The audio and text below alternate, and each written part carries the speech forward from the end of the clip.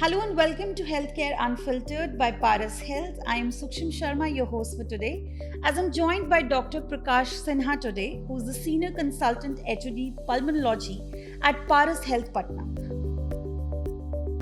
Doctors, ये तो जग जाहिर बात है कि स्मोकर्स जो हैं उनके लंग्स अफेक्टेड होते हैं, बट लोगों के बीच में ये मिथ भी होती है कि I am not a old smoker. तो अगर हम अभी से स्मोकिंग अगर अभी कम टाइम से स्टार्ट करिए तो शायद अभी लंग्स अफेक्ट नहीं हुए होंगे। So is there any way to find out कि मेरे लंग्स अफेक्टेड हैं या नहीं है? देखिए, स्मोकिंग का अपना एक हम लोग का स्मोकिंग इंडेक्स है जो हम लोगों ने पढ़ा है। स्मोकिंग इंडेक्स में हम लोग लिखते हैं कि मल्टीप्लाई करके निकालते हैं number of smoke, number of cigarettes multiplied by number of years. अगर आप डेली 20 सिगरेट पी रहे हैं, उसको 20 से अगर मल्टीप्लाई करेंगे अगर हम 20 साल तक, तो 400 होता है। मतलब कि आपका स्मोकिंग इंडेक्स होता है 150। तो इससे ये हम लोग निकालते हैं कि आप एक डेंजर जोन में आप घूम रहे हैं। डेंजर जोन वो क्या है? एक तो 20 से 30% स्मोकर्स को COPD जैसी बीमारियां होती हैं। दूसरा, आपको कैंसर बीमारियां होने का बहुत संभावना बहुत हद तक होती है कि आपको होगा ही होगा। तीसरा, स्मोकिंग के और से बहुत से हजार से हैं, मसल वीक होना। कैंसर का मतलब ये नहीं कि आपको लंग कैंसर, आपका पेट कैंसर है, क्योंकि स्मोक तो पेट में भी घूमता है, आपका एब्डोमेन में और सारे ऑर्गन्स है, उसके भी कैंसर होने की बहुत संभावना होती है। तो हम लोग जो देख रहे हैं केसेस कि स्मोक में भी होता है कि अगर आप बीड़ी पीते हैं, जो लोग बीड़ी पीते हैं उन लोग को ये संभावना जो है वो बहुत जल्दी होता है। गांव के जो विलेजेस के जो लोग आते हैं पेशेंट हम लोग पास, मेल हो चाहे फीमेल हो, हिस्ट्री में अगर वो बोलते हैं हाँ सर मैं तो 20 साल पहले बीड़ी पिया फिर छोड़ दिया हमने, तो वो लोग को इफेक्ट होता है बाद में ही होता है, क्योंकि ऑलरेडी स्मोक जो है लंग को डैमेज कर गया होता है। और लंग को डैमेज किस तरह से करता है? लंग के जो इलास्टिक रिक्वायल होते हैं, जो एल्वेलाई होते हैं, वो काफ़ी डैमेज हो जाते हैं। और इस तरह से पेशेंट में जो हम लोग एक्सरे कराते हैं उसमें COPD चेंजेस देखने को मिलता है। मतलब लंग आपका फूल जाता है और जो हवा जो आप ले रहे हैं, जो हम ऑक्सीजन ले रहे हैं वायुमंडल से, वो उनका एक्सचेंज ऑफ गैसेस प्रॉपर तरीके से नहीं हो पाता है। धीरे धीरे पेशेंट का पैर जो होता है वो फूलने लगता है, सांस की गति बढ़ने लगती है, कुछ नेक वेसल्स होता है वो थोड़ा सा इन्फ्लेट होना स्टार्ट हो जाता है। हम लोग पकड़ लेते हैं ये स्मोकिंग जो हैजार्ड्स हैं। उसके अलावा इनको कॉर पल्मोनल ऐसा बोलते हैं हम लोग कि उससे बीमारियां फिर इनको होने लगी है, जिसका प्रोग्नोसिस बहुत पुअर मानते हैं हम लोग। ये चीज़ है।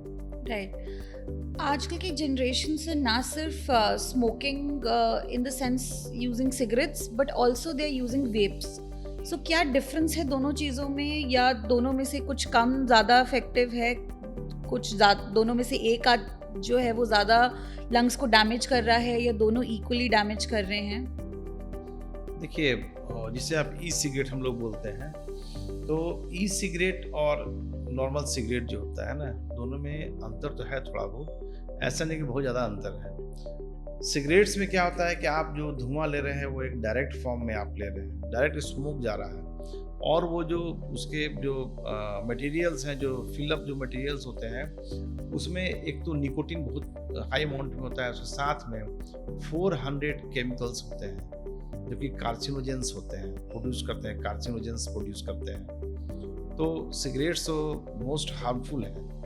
ई सिगरेट में क्या होता है कि जो लिक्विड फॉर्म में उसमें सिगरेट में फिल्डअप होता है, पेन फॉर्म में होता है या जिस फॉर्म में भी वो होता है, उसमें भी निकोटीन हाई अमाउंट में होता है, उसमें भी और कुछ केमिकल्स होते हैं जो रिफाइंड वे में उसमें डाला जाता है। तो इससे क्या होता है कि एक वेपर फॉर्म में हम लोग जो लोग यूज़ करते हैं कि वेपर फॉर्म में स्मोक अंदर जाता है जो बाहर निकलता है, और ये वेपर फॉर्म इन्वायरमेंट को उस तरह से डैमेज नहीं करता है, हानि नहीं पहुंचाता है।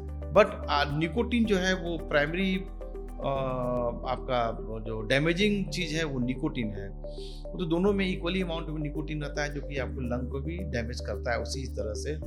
हाँ, अदर साइड इफेक्ट जो है निकोटीन के अलावा जो टिन होते हैं, तार होते हैं, वो भी उसमें होता है। जो ई सिगरेट का जो लिक्विड होता है उस फॉर्म में रहते हैं वो, तो डैमेज तो करते हैं ये भी लंग को, बट ये नहीं कि उस अमाउंट उतना डैमेज करते हैं। जो लोग स्मोक ले रहे हैं, सिगरेट पी रहे हैं, उन्हें सिगरेट पीने में मज़ा इसलिए आता है कि ये उसके सेंसेशन पूरे बॉडी में उस तरह से जाते हैं कि जैसे लगता है पूरे बॉडी में एक तरह का एनर्जी आ गया है। स्टार्टिंग फेज की बातें बता रहा हूँ। बाद में पीने के बाद लगता है पूरा मेंटल टायर्डनेस और बॉडी टायर्डनेस हो जाता है। बट ई सिगरेट में भी वो चीज़ होता है, बट थोड़ा सा लेस अमाउंट में लोग सफ़र करते हैं।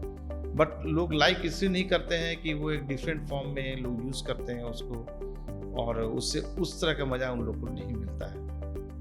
राइट सर, आपने COPD की भी बात करी। What are the major symptoms that we should look for? COPD, देखिए COPD का फुल फॉर्म होता है क्रोनिक ऑब्स्ट्रक्टिव पल्मोनरी डिजीज। मतलब कि आपके लंग में जो ये नाक से स्टार्ट होता है, सीधे लंग्स तक चलाता है, एयरवेज। तो नाक से लेके आपके वोकल कॉर्ड तक ज़्यादा कुछ नहीं होता है।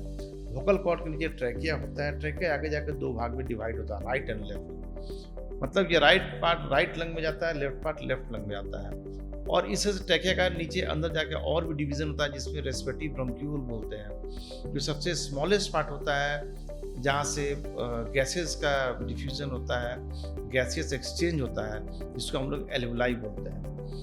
COPD के पेशेंट में क्या होता है कि लोग जो गैस इनहेल करते हैं तो थोड़ा सा तेजी में थोड़ा कस के इनहेल करते हैं, तो वो सीधे वो स्मोक जो है वो चलाता है आपके लंग्स के जो एल्वुलाई पार्ट में चला जाता है। और वहाँ पर जाके बार बार आप सिगरेट जो लोग पी रहे हैं, बार बार धुआं के चपेट में आ रहे हैं, तो 5 साल, ऐसा नहीं कि 1-2 साल में ये COPD डेवलप होता है। इसे डेवलप होने में मिनिमम 10 to 20 ईयर्स लगते हैं।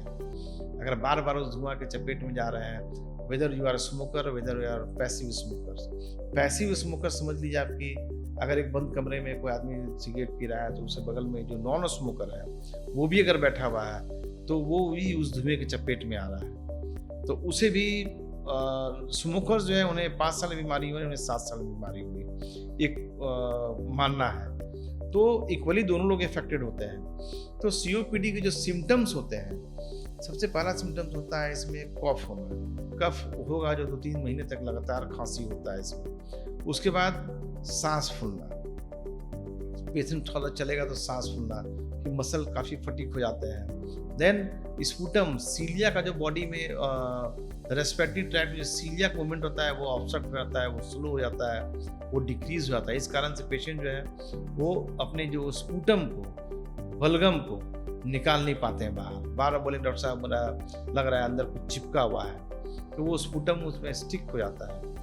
तो बेसिकली 3-4 COPD के जो सिम्टम्स होते हैं, पेशेंट आते हैं, history of chronic cough, history of shortness of breath and unable or difficult to bring out sputum and muscle fatigue, weakness. ये मेन सिम्टम्स होते हैं पेशेंट के, COPD वाले पेशेंट के। बच्चों में एस्मा की प्रॉब्लम काफ़ी देखी जाती है, बट वो डिटेक्ट कई बार लेट होती है।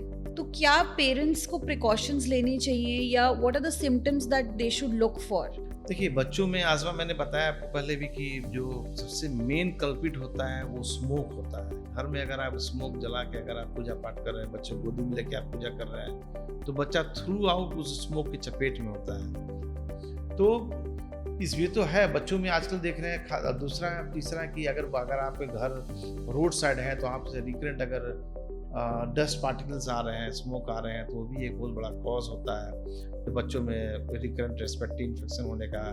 बच्चे एज वेल एज मदर्स हैं या ओल्ड एज घर में हैं या जो पेरेंट्स घर में हैं उनको भी। और या आप ऐसे जगह पर रह रहे हैं जहाँ की फैक्ट्रीज हैं, जहाँ पे हमेशा डस्ट उड़ते रहता है, तो बच्चों में रेस्पिरेटरी इलनेस डेवलप तो हो रहे हैं, बहुत ज़्यादा डेवलप हो रहे हैं। देख रहा हूँ उधर की हर एक घर में अगर मदर इफेक्टेड है तो पेरेंट्स या कोई इफेक्टेड है तो बच्चे भी इफेक्टेड होते हैं इस तरह के रेस्पिरेटरी इलनेस से। कभी कभी कंजेनिटल भी होता है, हेरिडिटरी भी होता है कि बच्चे को मदर के में इलनेस रहा है ब्रोंकियल अस्थमा का तो बच्चों को भी होता है, या फादर को रहा है या तो बच्चों को होता है, या मदर या फादर के जो पेरेंट्स हैं उनको हुआ तो बच्चों को होता है। बट ये बहुत कॉमन नहीं है।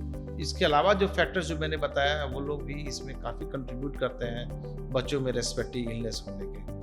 Thank you so much, doctor. Thank you for joining us. Thank you. Thank you.